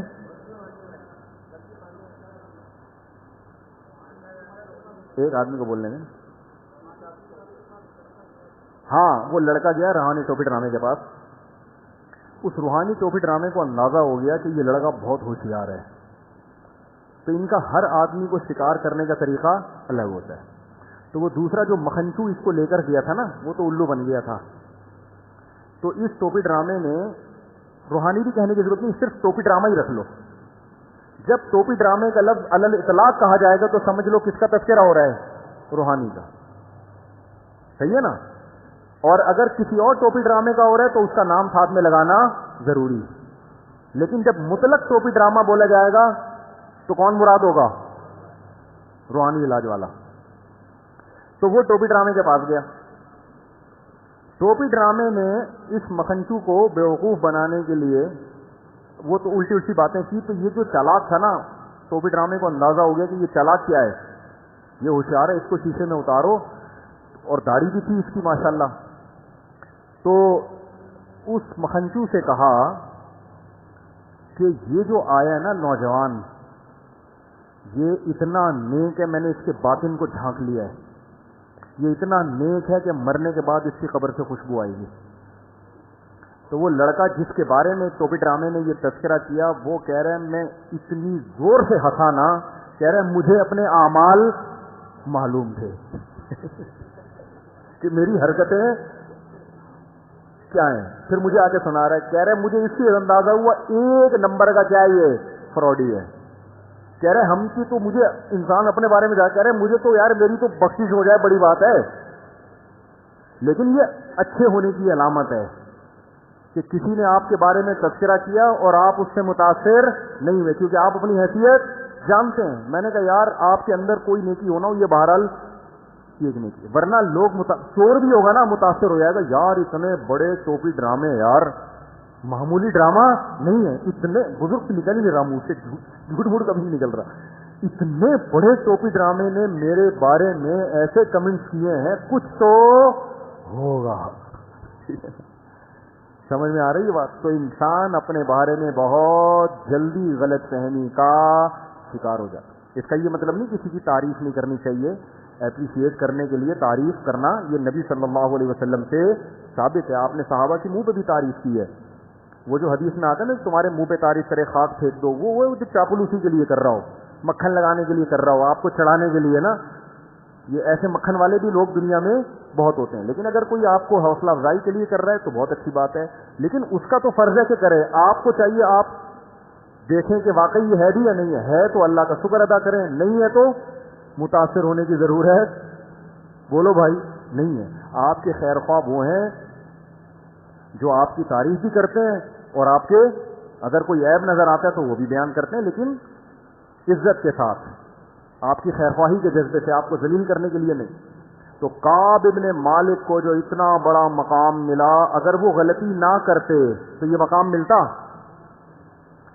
اس لیے علماء کہتے ہیں بعض دفعہ انسان گناہ کر کے ایسے مقامات تک پہنچ جاتا ہے جہاں تک وہ نہیں پہنچتا جس نے گناہ نہ کیوں. اب یہ عجیب بات ہے نا, یہ باتیں بتائی نہیں جاتی. کیوں بتائی نہیں جاتی؟ کہ اس بہانے لوگ گناہ نہ کرنا شروع کر دیں. تو اصل میں وہ گناہ کی وجہ سے نہیں پہنچتا, گناہ سے توبہ اس نے ایسی خاندانی کی ہوتی ہے کہ گناہ کرنے سے پہلے جو اس کا تعلق تھا نا اللہ سے, گناہ کے بعد جب توبہ کی ہے تو پہلے سے بھی زیادہ مضبوط تعلق ہو گیا. جیسے حدیث میں آتا ہے, ایک عورت نے زنا کیا, شادی شدہ عورت نے نبی کے پاس آئی, صحیح مسلم کی حدیث ہے, یا رسول اللہ مجھ سے زنا ہوا, رجم کی سزا جاری کریں. 4 دفعہ آئی, آپ نے حکم دیا پتھروں سے مار کے ہلاک کیا جائے. تو پتھروں سے مار کے اس کو ہلاک کیا گیا. آپ نے نماز جنازہ پڑھی. حضرت عمر نے فرمایا یا رسول اللہ ایک زانی عورت کا جنازہ پڑھاتے ہیں. آپ نے فرمایا لقد تابت توبۃ لو قسمت 70 من اہل المدینہ لوسعتهم, ایسی خاندانی توبہ کی ہے کہ اگر مدینہ کے 70 گناہ گاروں میں ڈیوائڈ کر دی جائے تو ہر ایک کی بخشش ہو جائے. تو اب ہم یہ کہہ سکتے ہیں نا کہ ان سے زنا نہ ہوتا تو اتنا بڑا مقام نہ ملتا. تو یہاں زنا نہیں ہے, زنا سے توبہ, زنا کی وجہ سے مقام نہیں ملا. زنا سے توبہ ایسی کی ہے کہ ایسی توبہ کوئی کرتا نہیں ہے کہ اپنے آپ کو پتھروں سے ہلاک کروانے کے لیے پیش کر دیا. یہ بڑی بات ہے نا کہ اتنا آخرت کا خوف کہ مجھے دنیا میں سزا چاہیے, آخرت میں نہیں چاہیے. حالانکہ پتہ بھی ہے کہ توبہ کر لو گے تو معاف ہو جائے گا, لیکن تسلی نہیں ہو رہی, نہیں بھی سزا چاہیے. تو اس سے پتہ چلتا ہے بھائی غلطی, کوشش کرو غلطی نہ ہو. دیکھو اس امید پہ غلطی کرنا کہ میں توبہ کر لوں گا بعد میں, یہ بہت بڑی حماقت ہے. یہ ایسے ہے جیسے اپنے آپ کو زخمی کرو اس امید پہ کہ بعد میں علاج کر لوں گا. کورونا کے مریض سے گلے مل رہے ہیں, جھپیا پا رہے ہیں کہ ہو جائے گا تو پھر وینٹیلیشن کا انتظام کر لوں گا. تو ایسا تو کوئی بھی نہیں کرتا نا. ہو گیا, نہ چاہتے ہوئے بھی ہو گیا, پھر ہے توبہ. تو کعب بن مالک نے یہ سوچ کے تھوڑی غزوہ تبوک سے پیچھے رہ گئے تھے کہ بعد میں توبہ کروں گا, بلکہ وہ تو شیطان نے ورغلایا اور کھیتیاں پکی ہوئی تھیں, پورے سال باغ سے محنت کی تھی, گرمی تھی, اب کھجور کھانے کا وقت آیا, سارے سال کی محنت ضائع ہوتے ہوئے نظر آ رہی ہے کہ تبوک میں چلے گئے تو, اور پھر یہ بھی سوچ رہے ہیں ہم تو ہر جنگ میں شریک رہے ہیں تو اس میں نہیں گئے تو کیا ہو گیا. تو اس طرح سے شیطان نے کیا کیا, روک لیا. اور شیطان کو پتا ہوتا نا کہ ایسی خاندانی توبہ کریں گے, وہ کہتا بھائی آپ جائیں. وہ کیا کہتا, بولو بھائی, شیطان نے قسم اٹھائی تھی نا اللہ سے کہ ان سے نافرمانی کرا کے چھوڑوں گا. تو اللہ نے بھی کیا فرمایا, دوسری روایت میں آتا ہے کہ جو توبہ کرے گا میں اس کو معاف کر دوں گا. تو شیطان اپنا کام کرا رہا ہے, آپ اپنا کام کرو. شیطان اگر پچھاڑ دیتا ہے تو توبہ کر کے اللہ کو مناؤ دوبارہ. تو کعب بن مالک کی جو کو اتنا جو عزت ملی اس لیے کہ غلطی کا اعتراف کیا, جو سزا مل رہی ہے اس کو اللہ کا حکم سمجھ کے برداشت کی, اتنا بڑا مقام مل گیا ان کو. تو ہاں, اب جو میں بات کر رہا تھا, جب توبہ قبول ہوئی ہے, توبہ جب کعب بن مالک کی قبول ہوئی, بڑی سنائی گئی ہے, تو خوشخبری دینے والے کو بھی کیا کیا, گفٹ دیا نا. تو اب جب نبی نے بتایا کہ اللہ نے توبہ قبول کر لی ہے, تو پہلے تو تسلی کی کہ اللہ نے کی ہے یا آپ نے معاف کی ہے, تو بتایا اللہ نے. تو فوراً اگلا جملہ پتہ ہے کیا تھا, یا رسول اللہ اس مال کی وجہ سے میں جہاد سے پیچھے رہ گیا تو یہ سارا مال صدقہ. یہ توبہ بھی کیا ہے, تبھی تو یار یہ صحابہ تھے بڑے خاندانی. عرب کو آپ جو اس دور میں عرب تھے نا, بعض مورخین ان کا بہت ہی بھیانک نقشہ کھینچتے ہیں کہ بڑے ایسے تھے. ایسا نہیں ہے بھائی, ان میں کچھ برائیاں ضرور تھیں مگر بلڈ کیا تھا, کیونکہ خاندانی لوگوں میں اللہ نے اپنے پیغمبر کو بھیجا ہے کہ کل قیادت ان کے ہاتھ میں آئے گی. بنی اسرائیل کو میں اللہ نے موسیٰ علیہ السلام کو تو بھیجا, مگر بنی اسرائیل کو پوری دنیا کی قیادت اللہ دینا چاہتے ہی نہیں تھے, اور موسیٰ علیہ السلام آخری نبی بھی نہیں تھے, ان کے بعد بھی نبیوں کا سلسلہ جاری ہونا تھا, تو اللہ نے بنی اسرائیل دے دی. کیسے نالائق تھے نا, کہیں سے بھی خاندانی چیزیں تھیں ان کے اندر. چند ایک کو چھوڑ کر, چند ایک کی تو اللہ نے تعریف کی ہے, لیکن بنی اسرائیل میں اکثریت کیا تھی, جس بات کا حکم دو یہ ہر بات میں, اور یہ سخاوت تو تھی نہیں. لیکن ادھر صحابہ کو دیکھو, کیسا برداشت کیا انہوں نے. وہ یہ کہہ سکتے تھے کہ اگر میں نے گناہ کیا تھا، پہلی بات تو یہ کہ میں ہر جنگ میں شریک رہا ہوں، تو یہ غلطی ہو گئی تو بس میں نے 2 رکعت پڑھ کے اللہ سے توبہ کر لی تو معاملہ کیا ہو گیا. کیونکہ مسئلہ تو یہی ہے کہ توبہ کر لو تو اللہ کیا کر دیتا ہے، معاف. ہماری تو ایسے ہی توبہ ہوتی ہے، کوئی غلطی ہوئی بلکہ اتنا بھی نہیں تکلف، استغفر اللہ، بس چلو سب کیا ہو گیا، معاف. اتنا بھی کم بات کرنے کے لیے تیار نہیں ہے. چلو یار اتنا بھی کر لینا، یہ بھی نہیں کرتے. اللہ تو اس میں بھی معاف کر دیتا ہے کہ بھائی آئندہ نہیں کر. یہاں ابھی تک بھی نہیں آ رہے. تو پہلی بات کعب بن مالک کہہ سکتے تھے کہ ساری زندگی جہاد کرتا رہا، ایک غلطی ہوئی، اور ویسے تو غلطی ساری زندگی بھی جہاد نہ کیا ہو، ہر دفعہ ہی انکار کیا ہو، تو جتنے بھی بڑے گناہ ہوں ایک توبہ سارے گناہوں کو کیا کر دیتی ہے، معاف. تو مسئلہ تو یہی ہے، علماء سے سنا ہے مسئلہ تو یہی ہے. بس 2 رکعت بھی نہیں پڑھنے کی ضرورت، توبہ کر لو کیا ہو جائے گا، معاف. اور واقعی معاف ہو جاتا ہے. اللہ کا قانون بھی یہی ہے کہ آئندہ نہ کرو، یعنی عزم کرو آئندہ نہیں کروں گا. نہ نہ نہ نہ اتنا نہیں، بلکہ ساری جنگوں میں شریک، اور اس کے بعد بھی پھر 40 دن جو بائیکاٹ ہوا اس میں جو ٹینشن ہوئی ہے، کہہ سکتے تھے کہ چلو میں نے توبہ بھی کی اور دنیا میں اس کی گناہ کی سزا بھی اللہ نے دے دی. جو 40 دن میں ٹینشن میں کہ نبی کو سلام کر رہا ہوں تو سلام کا جواب نہیں دے رہے، میری طرف دیکھ نہیں رہے ہیں، سمجھ رہے ہو کہ نہیں سمجھ رہے. تو یہ جو ٹینشن 40 دن میں نے گزارے، اور پھر ایک بادشاہ نے مجھے لیٹر بھیجا، اس کو میں نے جلا دیا، یہ بڑی آزمائشوں سے گزر گیا. اب تو میں دودھ کا دھلا ہوا بالکل نیٹ اور کلین ہو چکا ہوں، اب مزید کچھ کرنے کی ضرورت نہیں ہے. نہ نہ نہ خاندانی لوگ بھائی، مال سے محبت. جو صحابہ کی غلطیوں کو ہائی لائٹ کرتا ہے نا، وہ سمجھ رہا ہوتا ہے کہ وہ اپنے اوپر قیاس کر رہا ہوتا ہے کہ جیسے ہم سے ہوتی ہے تو اسی طرح ان سے. ان کی غلطیوں میں اور ہماری غلطیوں میں زمین اور آسمان کا فرق ہے. ان کی غلطیاں ایسے ہوتی ہیں جیسے آدم علیہ السلام کو شیطان نے ورغلا کے جنت کا درخت کھلا دیا. اس کا یہ مطلب تو نہیں ہے کہ آدم علیہ السلام کے دل میں اللہ کے حکم کی ویلیو نہیں ہے، یہ مطلب تھوڑی ہے. شیطان انسان کو کچھ نہ کچھ وہ گھماتا رہتا ہے تو انسان گھوم جاتا ہے. ہم جو غلطی کرتے ہیں تو اللہ کا خوف ہمارے دل سے نکل چکا ہوتا ہے، اللہ کی عظمت ہمارے دل سے نکل چکی ہوتی ہے. تو صحابہ کے دل سے اگر اللہ کی عظمت نکلی ہوتی تو اتنی قربانیاں جو انہوں نے دی ہیں وہ قربانیاں نہ دیتے. دیکھو حضرت ابو سفیان کو شیطان نے روکا اسلام قبول کرنے سے. یہ بات آج نیگیٹو اس میں بیان کی جاتی ہے ذہن میں کہ اتنی دیر سے اسلام قبول کیا جب سب کچھ حل ہو چکا تھا. او بھائی، شیطان نے ان کو روکا ہے، ورغلایا، لیکن جب قبول کیا انہوں نے اسلام تو پھر اس اسلام لانے کے بعد کی قربانیاں دیکھو ان کی. ان کو یہ احساس تھا کہ میں دیر سے مسلمان ہوا ہوں تو اب مجھے اس کی تلافی کرنی ہے.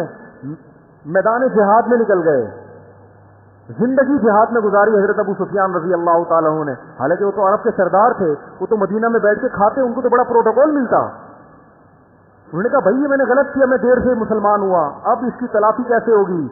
تلوار لے کے میدانوں میں نکل گئے اور اپنی زوجہ حضرت ہندہ کو بھی لے کر گئے میدان جہاد میں کہ میں اگر میدان میں بھاگ گیا تو میری بیوی مجھے آر دلائے گی.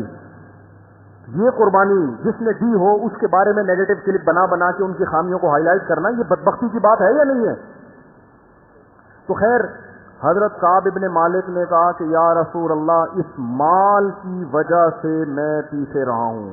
یہ تعویل بھی نہیں کر رہے کہ نہیں ایکچولی وہ مال کی وجہ سے تو نہیں، وہ تو ایک ویسے ہی میرا بزنس تو ہے، لیکن میں نے سوچا کہ اتنے لوگ ہیں تبوک میں جانے والے، میں نہیں گیا تو کیا ہوگا. نہ نہ نہ، پوری اپنی غلطی کا اعتراف کر رہے ہیں. یا رسول اللہ، اس مال نے مجھے روکا ہے، تو اب اس کی تلافی یہ ہے کہ اس مال کی ایسی کی، بولو بھائی، یہ میری اپنی زبان ہے نا. ابھی آپ حدیث گوگل میں ایسی کی ایسی لکھ کے تلاش کر رہے ہیں حدیث نمبر، کچھ ہمارے اپنے ترجمے بھی ہوتے ہیں جو اس کی عکاسی کر رہے ہوتے ہیں کہ ان کی نیت یہی تھی. تو اس مال کی کیا ایسی کی، پورا مال صدقہ کوئی کر سکتا ہے یار، بولتے کیوں نہیں. یا رسول اللہ، پورا مال صدقہ، جہاں چاہے خرچ کریں. یہاں بھی ہم پیر ہوتے، ہم کہتے لے آ بھائی، کیا کر لے بھائی، لے آ. آج تو بڑا جوش میں مرید نے آج جیب میں ہاتھ ڈالا ہے اور جوش میں بھی ہے، لے آ. آپ صلی اللہ علیہ وسلم نے فرمایا نہ، کیونکہ آپ جانتے تھے یہ مخلص صحابی ہیں، ان کے بیوی بچے بھی ہیں, چلو ایک ان سے کوتاہی ہوئی تھی تو اب کیا ہے, یہ تو اپنے لحاظ سے صحیح کر رہے ہیں مگر میں نے اپنے ساتھیوں کا بھی خیال کرا. فرمایا نانا پورا مال نہیں, پھر پتہ نہیں آدھا مال کیا یا 1/3 کیا یا کیا کیا, مجھے اس وقت حدیث پوری ذہن میں نہیں. منع کیا ان کو کہ نہیں پورے مال میں صدقہ کرو, کچھ حصہ مال کا کچھ حصہ ان سے صدقہ کروایا, تو باقی رہنے دو استعمال کرو. تو بھائی کیا بات تھی, کہاں سے شروع ہوئی تھی یہ بات ساری, یہاں آئی کہاں سے؟ واقعہ کون سا سنا رہا تھا؟ ڈائری رکھ کے بیٹھا کریں میرے سامنے.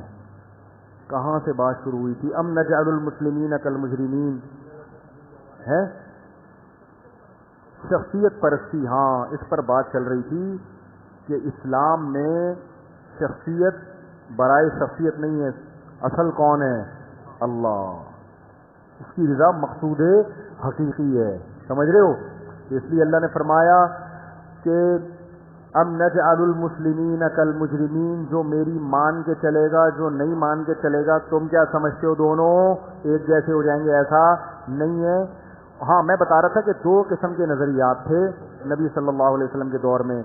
کچھ تو یہ تھے جو کہتے تھے کہ حساب و کتاب سرے سے ہے ہی نہیں, اور کچھ یہ کہتے تھے کہ ہمارے پاس مال اسباب ہیں, ہم ترقی یافتہ ہیں, ہمارے پاس علم ہے, یہ سب حکومت ہمارے پاس ہے, تو اس کا مطلب اللہ ہم سے خوش ہے, لہذا آخرت میں بھی ہم زیادہ اچھی کنڈیشن میں ہوں گے. یہ دونوں نظریے آج بھی پوری طرح موجود. لوگ گوروں کی ترقی سے متاثر ہوتے ہیں کہ نہیں ہوتے؟ یار اصل تو وہ مسلمان وہ ہیں, اصل مسلم تو وہ ہیں, انسانیت کے اصل خیر خواہ تو وہ ہیں جو غیر مسلموں کی بڑی تعریفیں کر رہے ہوتے. لہذا میں نے خود سنا ہے لوگوں کو, اصل تو یہ سائنسدان جائیں گے جنت میں جنہوں نے انسانیت کی اتنی خدمت کی. نیوٹن جائے گا, آئنسٹائن جائے گا, بڑی خدمت کی انسانیت کی انہوں نے. بلب ایجاد کیا تھا نا ایڈیسن نے, ایڈیسن ہی تھا نا, کوئی اور تو نہیں تھا بھائی, پتہ ہی نہیں. ایڈیسن وہ بیٹھے ہیں ماسٹر صاحب, ایڈیسن نے بلب ایجاد کیا, کتنے لوگوں کو فائدہ پہنچایا. تو ان کی دنیا میں بھی عزت ہے تو آخرت میں بھی عزت ہوگی. تو اللہ نے اس سے بھی عنایتوں میں رد کیا ہے کہ دنیا کی ترقی یا دنیا میں مال و اسباب یا خوشیاں یا عزت, چاہے وہ انسانیت کی خدمت کی بیس پہ ملی ہو یا کسی اور بیس پہ ملی ہو, یہ تمام تر چیزیں اس کی علامت نہیں ہے کہ آخرت میں بھی تم آگے ہوگے. اللہ نے فرمایا کہ ان لکم فیہ لما تخیرون, کس کتاب میں تم نے پڑھ لیا کہ جو تم دنیا چاہتے ہو یہ آخرت میں بھی تمہیں ملے گی؟ یہ کس کتاب میں پڑھ لیا؟ اب یہاں بھی کیوں ہے؟ کیونکہ اللہ سب سے پہلے کس کو مانتا ہے؟ اگر ایڈیسن نے بلب ایجاد کیا تھا اللہ کو خوش کرنے کے لیے تو آخرت بنا لی اس نے. سمجھ میں نہیں آ رہی بات. نیوٹن جو اتنے دن تک درخت کے نیچے, جب تربوز گرا تھا درخت کے نیچے تو تربوز نہیں گرتا, آم گرا تھا, کیا گرا تھا؟ سیب جو نیوٹن کے سر پہ آگے گرا اور اس نے یہ سوچا کہ گریوٹی بھی کوئی چیز ہوتی ہے. یار یہ نیوٹن بھی عجیب چیز تھا یار. نیوٹن مجھے ملا نا قیامت کے دن میں ذرا سائڈ پہ چھاؤں, میں آپ سے 2 منٹ کا کام ہے. آپ پلیز مجھے یہ بتائیں کہ اتنے دنوں سے آپ کو سمجھ میں نہیں آیا, سیب جب آپ کے سر پہ گرا ہے بھائی, یہ تو کب سے کیا کیا چیزیں ہیں گر رہی ہیں, کچھ بھی پھینکو کہاں جاتا ہے؟ زمین پہ گرتا ہے نا. تو چلو دیر آئے درست آئے, آپ کو سمجھ میں آیا کہ یہ زمین کیا ہے. بہت اچھی ایک تھیوری تھی اس کی, بہت زبردست تھیوری تھی جس سے انسانیت کو بہت فائدہ ہوا کہ بھائی جس چیز میں جتنا ماس زیادہ ہوگا, حجم زیادہ ہوگا, اس میں کشش اتنی ہی, یہی ہے نا نظریہ, اتنی زیادہ ہوگی. تو چاند چونکہ چھوٹا ہے تو وہ زمین کے گرد گھوم رہا ہے, سورج زمین سے بھی بڑا ہے تو زمین کو سورج نے اپنے گرد, جو جتنا بڑا فنٹر ہے نا کائنات میں فنٹر گیری کے کائنات چل ہی فنٹر گیری کے اصول پہ رہی ہے, جتنا بڑا فنٹر ہے وہ اتنا زیادہ کھینچ رہا ہے. تو یہ اصول بنانے والا تو اللہ ہے, لیکن بتانے والا کون ہے؟ نیوٹن. یاد رکھو سائنسدان اصول بناتے نہیں ہیں, بتاتے ہیں. بنائے کس نے؟ تو جو بنانے والا ہے اس کو تو لٹرلی کراتے, جو بتانے والا ہے اس کو تو پروٹوکول دے رہے ہیں. عجیب بات ہے ایسا نہیں ہے. یہ میڈیسن جتنی ڈاکٹر بنا رہے ہیں، بنا تھوڑی رہے ہیں، بنائی تو اللہ نے ہے. ڈاکٹر تو بتا رہے ہیں کہ یار اس جڑی بوٹی میں یہ اللہ نے رکھا ہے، اس جڑی بوٹی میں یہ. اس کو تو اتنا پروٹوکول دیے تھے ڈاکٹر کو. جو بنانے والا ہے اس کو کیا ماننے کے لیے تیار نہیں ہے، تو اللہ کیوں بخشے گا قیامت کے دن؟ نہیں یار یہ سمجھ میرا خیال ہے، کیوں بخشے گا اللہ قیامت؟ بولے جب جس نے بنائی ہے اس کو تو لفٹ ہی نہیں. تو یہ جو گریوٹی کا اصول ہے یہ اللہ نے بنایا ہے، نیوٹن نے بتایا ہے. اب نیوٹن اگر اس اللہ کو مانے گا، اور اس گریوٹی کی وجہ سے ہم زمین میں تمیز سے زندگی گزار رہے ہیں، گریوٹی نہ ہوتی تو آپ ابھی درمیان میں معلق لٹکے ہوئے ہوتے. یہ ویڈیو الٹی ہوتی، میں اپنے آپ کو پورا بیان اپنے آپ کو سیدھا کرنے میں لگا دیتا ہوں. 1 گھنٹہ مجھے اپنے آپ کو سیدھا کرنے میں لگتا کہ پہلے سیدھا تو ہو جاؤں، پھر کھوٹے سے کسی چیز سے باندھتا اپنے آپ کو. کتنی ٹینشن ہوتی نا. سورہ ملک میں اللہ نے کیا فرمایا؟ جعل لکم الارض ذلولا، اللہ نے زمین کو تمہارے لیے ذلیل کر دیا، مسخر کر دیا. یہ مسخر میں سب چیزیں آتی ہیں. گریوٹی اتنی رکھی ہے کہ نہ ویٹ بہت زیادہ اور نہ کم، ایک حساب و کتاب سے ہر چیز ایک تمیز. زمین اگر اللہ 10 گنا بڑی بنا دیتے تو پھر یہ جو میرا بیان 1 گھنٹے میں ختم تو ہو جاتا، مگر اٹھنے میں 40 گھنٹے لگتے. یہی ہوتا نا، بیٹھے ہی زمین سے چپکے ہوئے ہوتے، اٹھا ہی نہیں جا رہا ہوتا ہم سے. آپ لوگ بیان سننے آنا چھوڑ دیتے، اس لیے کہ جب گھر سے اٹھنے کی کوشش کرتے تو اتنی مصیبت، جیسے 40 کلو کا ویٹ رکھا ہوا ہے آپ نے اپنے اوپر، پھر چلنے میں 1 قدم اٹھانا کچرے کی طرح چلتے، پھر یہاں آ کے بیٹھتے تو اٹھتے نہیں. پولیس آتی اٹھانے کے لیے، اور پولیس تو آپ سے بھی زیادہ لیٹ آتی. کیا خیال؟ تو اللہ نے ہر چیز کو ایک حساب سے، وہ گریوٹی کا بھی اللہ نے اصول بنایا، وہ ساری چیزیں اللہ نے اپنے حساب سے بنائی ہیں. سائنسدان تو ہمیں بتا رہے ہیں، تو بتانے والوں سے تو اتنا عشق کہ یار یہ کیسے جہنم میں چلے جائیں گے. اور جس نے بنایا ہے سائنسدان اس کو لفٹ کرانے کے لیے تیار ہے ہی نہیں ہے. تو اللہ کہے گا پہلے تو میں ہوں جس نے کائنات بنائی ہے. سمجھتے نہیں ہو کہ نہیں؟ دیکھو ایک حکیم آپ کو دوا دیتا ہے، ایک جڑی بوٹی کھلاتا ہے، آپ ایک دم ٹھیک ہو جاتے ہو، آپ حکیم کو گلے لگا رہے ہو. یار بھائی سب سے پہلے تو وہ اللہ کا شکر ادا کرو جس نے اس جڑی بوٹی کو پیدا کیا اور پھر گائیڈ بھی کیا. جانوروں کے ذریعے گائیڈ کرتا ہے اللہ کہ دیکھو اس بیماری میں جانور یہ جڑی بوٹی کھا رہے ہیں. اس سے ڈاکٹروں کو پتا چلتا ہے کہ یہ چیزیں کیا ہیں، یہ کھانے کی چیز ہے، اسی سے ریسرچ ہوتی ہے. تو اللہ گائیڈ بھی کرتا ہے کہ دیکھو بندر اس موقع پہ کیا کھا رہا ہے. یہ سارے سائنسدانوں نے تو جانوروں کو زیادہ تر دوائیں دے کے جاتی ہیں. تو اس لیے اللہ کے یہاں سب سے پہلے کون ہے بھائی؟ اللہ. شیور تو خیر ایڈیسن نے ایجاد نہیں کیا، تو چائنا نے ایجاد کیا ہے. اب آپ چاہ رہے ہو کہ چائنا والے بخشے جائیں؟ چائنا والے، ان میں کوئی چیز نظر آتی ہے بخشش کی؟ حرکتیں دیکھو نا چائنیز کی، کتے کھا رہے ہیں اور ظلم کیسا کرتے ہیں. تو یہ سب اپنے مفاد کے لیے ہو رہا ہے. میں نہیں کہتا نیوٹن نے اپنے فائدے کے لیے، انسانیت کے لیے کیا ہوگا.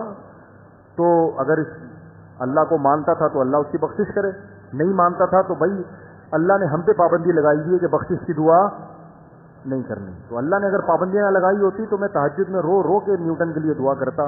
لیکن اللہ نے ہم پہ کیا لگا دی ہے کہ جو مجھے نہیں مانتا اس کے لیے آپ کو دعا کرنے کی اجازت نہیں ہے. مجھے نہیں پتا کہ وہ مانتا تھا کہ نہیں مانتا تھا، توحید پرست تھا یا نہیں تھا، یہ میرا ہیڈک نہیں ہے. اس لیے میں نہ اس کو جنتی کہہ رہا ہوں نہ جہنمی کہہ رہا ہوں. وہ اللہ کو مانتا تھا، توحید پرست تھا تو ٹھیک ہے، اللہ جانے وہ جانے. تو اس لیے قرآن کا حاصل میرے بھائی یہی ہے کہ کون ہے؟ اللہ ہے جس کو خوش کرنا ہے. اللہ عمل کی توفیق عطا فرمائے.